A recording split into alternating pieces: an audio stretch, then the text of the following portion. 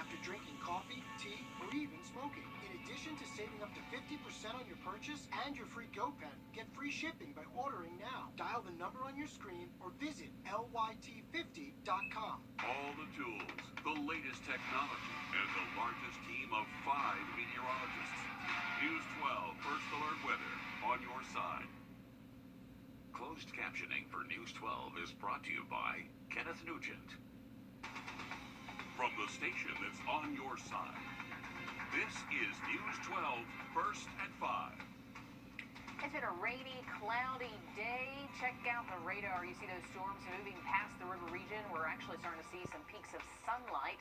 But that storm system is exactly what put a damper on the start of the second day of the women's amateur golf tournament today. The first groups were supposed to tee off around 7:30 this morning, but after more than 7 hours of delays, they did finally start playing at 3 this afternoon. That gives the women about 4.5 hours to play before sunset. So a lot of groups did not finish their rounds today, and they just announced in the last half hour that those groups will be going off in the morning at 7:30.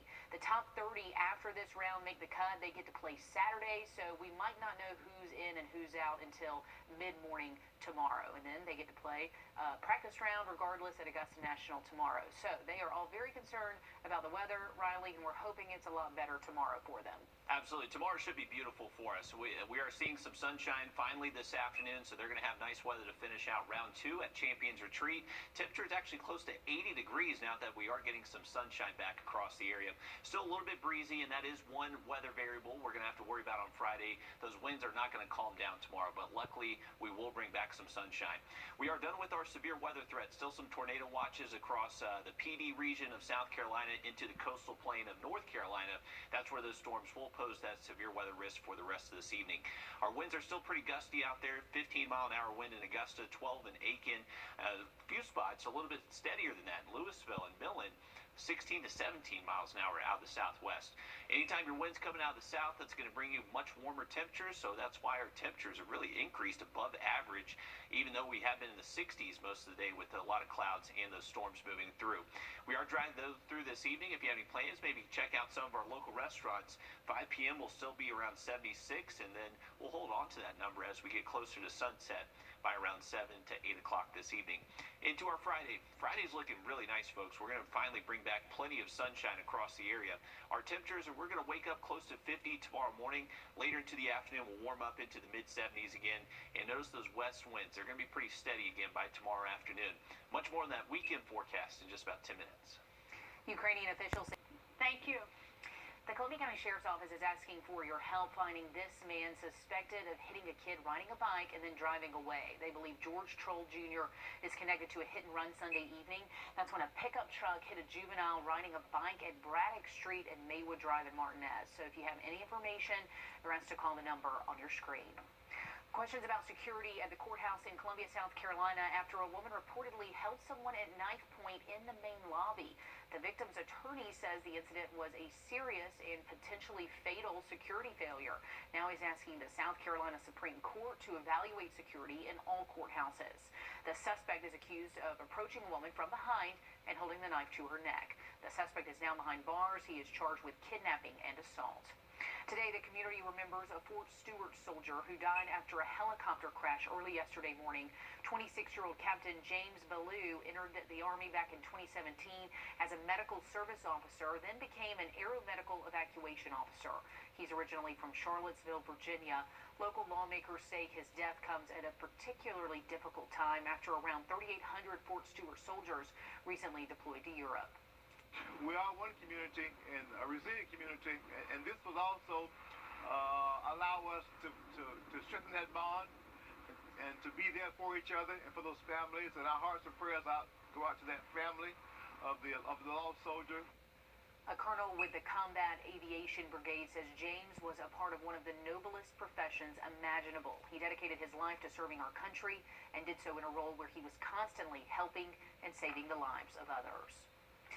If you are looking for a place to get fresh food, you can head to the Lady Walker Farmers Market. It's starting back up tomorrow from 4:30 to 7. There'll be all sorts of farmers and vendors with a variety of food options, and they will double your SNAP benefits, which means you get $2 in market tokens for every $1 you spend. The U.S. Emergency SNAP Benefits Program is set to last through April.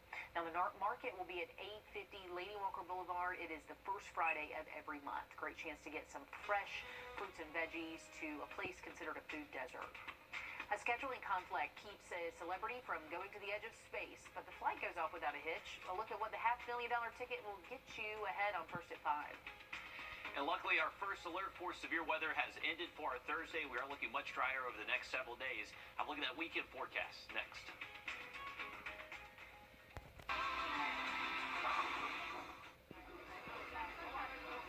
There was a sound in the breeze, a song from the trees that whispered through the night. Just an ordinary place, but I held you just in case we travel to the end of time. And I know that I love you. I hear you singing in my mind. Taking a look out over downtown Augusta, the sun peeking through. We saw a lot of clouds and a lot of rain earlier today, Riley. Definitely so. It was a good pollen wash across the area, and you can really tell from our tower cam. We had those smoky skies, a lot of pollen in the air the past several afternoons, so it definitely looks much cleaner out, much easier to breathe for all our allergy sufferers this afternoon. Our temperatures have been able to rebound into the mid and upper 70s across the area. Most of the day we've been in this mid to upper 60s thanks to the clouds and the rain moving through earlier this afternoon. But now we're clearing out. Winds are still pretty steady, starting to change direction. Now this cold front is getting closer towards us. We were generally dealing with very gusty south winds overnight and yesterday, but now that this front is closer, once it moves through, our winds will be turning out of the west and staying pretty breezy even throughout the day on Friday. You can see all the severe weather reports from that line of storms as it moved through Mississippi, Alabama. By the time it reached us, just didn't have a lot of energy left. Didn't really see that energy peak again until we got to this afternoon. And luckily, that did happen when most of these storms have already cleared out of the CS array. We do look dry for the rest of this evening and tonight. Here's a look at our rain totals that we've been able to see across some observation sites in the river region. 0.43 inches so far at Bushfield, a little bit more than that in Aiken. Looks like up in Wilkes County, Washington County, Burke, and Jefferson County were the heavy rain spots out there earlier today. Our winds are still pretty gusty though. Seeing gusts close to 20 miles an hour in Louisville, Augusta. Millen's been pretty breezy out there so far this afternoon. And once again, folks, these winds not really going to calm down until we get to most likely Saturday. Our lake wind advisories have been extended. This is actually an update, folks. They were only until 8 p.m. this evening. They have now extended our lake wind advisory to last until 7 a.m. on Friday. So heads up for that. Those winds are going to stay elevated even into tonight as well.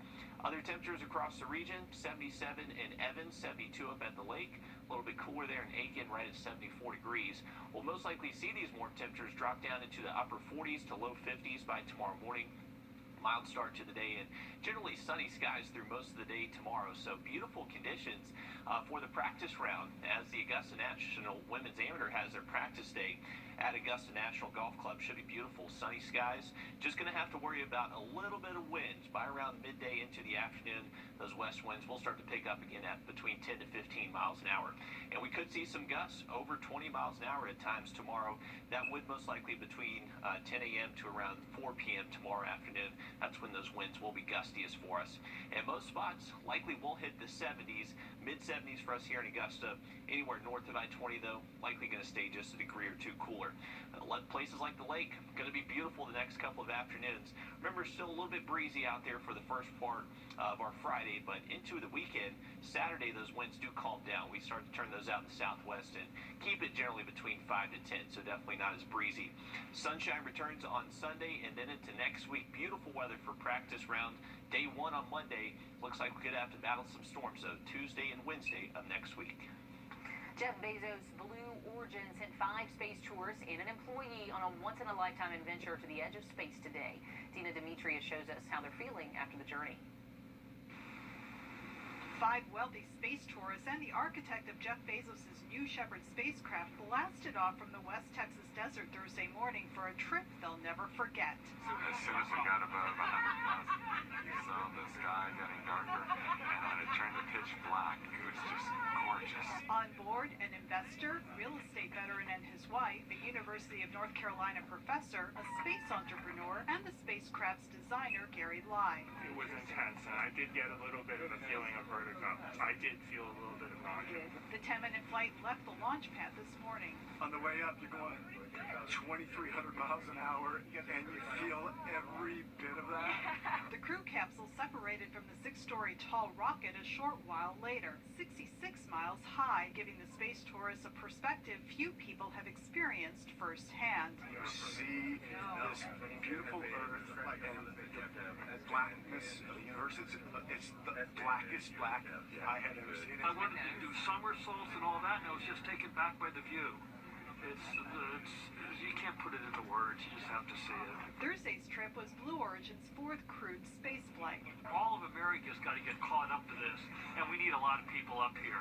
I'm still stunned for words. So far, that's not realistic for most Americans. The cost of a seat for the flight is believed to be in the $500,000 range, if not higher. Just an amazing trip. Just thrill of a lifetime. Bezos and other space entrepreneurs say people will live and work in space in the future. Dina Demetrius, CBS News. Right now, we're living and working on our couch for the most part, so that seems like a ways off. But Saturday Night Live star Pete Davidson was supposed to be on the flight, but canceled after a schedule conflict. We are all dying to know what that was. What could preclude you from your trip to space? We'll let you know. Lawmakers are fast-tracking a bill to allow the use of medical marijuana in South Carolina. Just ahead where that bill stands and what hurdles the bill still faces. The live ICAST.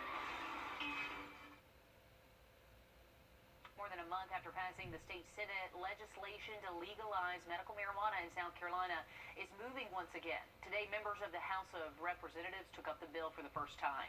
State House reporter Mary Green was there and explains the unusual step lawmakers are taking with this bill and what it means for its future. More than a month after passing the state Senate, legislation to legalize medical marijuana in South Carolina is moving once again. Today, members of the House of Representatives took up the bill for the first time. State House reporter Mary Green was there and explains the unusual step lawmakers are taking with this bill and what it means for its future. Lawmakers usually aren't here at the State House on Mondays, but members of the House 3M committee will meet here next week, Monday, to hear testimony and ask questions on the medical marijuana bill. We want to be fair with our citizens of South Carolina. That's why we decided to come here on a Monday and dedicate as much time as needed to hear the citizens of the state of South Carolina. While people could speak on the bill at a subcommittee meeting Thursday, the first time House members took up the legislation, no one did. But the full 3M committee will take testimony next Monday, a step typically reserved for the subcommittee level. We anticipate it's going to be a long day.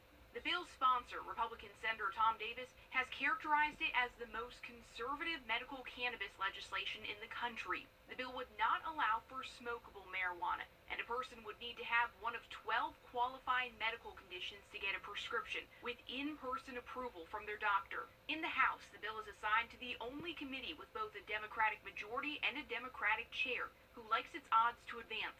I think it has the potential is very strong. The support on the 3M committee seemed to be strong.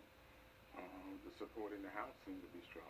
Chair Leon Howard says the committee will just take testimony on the bill Monday and then meet again later in the week to discuss it and hear any amendments that are proposed to the bill. He says they could potentially vote by the end of next week on whether to advance this bill to the House floor for debate. Reporting from the State House, I'm Mary Green. If the bill passes the House, it would then head to the desk of Governor Henry McMaster, who has not said yet if he would sign medical marijuana legislation into law. Did you miss the fair this year? Maybe you just want more of that iconic fair food. Well, South Carolina's Fair Food Drive-Thru is back this year, and it's happening pretty soon. If you're in Columbia between April 19th and 24th, you can head to the fairgrounds between 10 and 8 o'clock. State Fair organizers say getting creative and coming up with the idea for this event is one positive thing that came out of the pandemic. Grant me hope. 8 for tea times.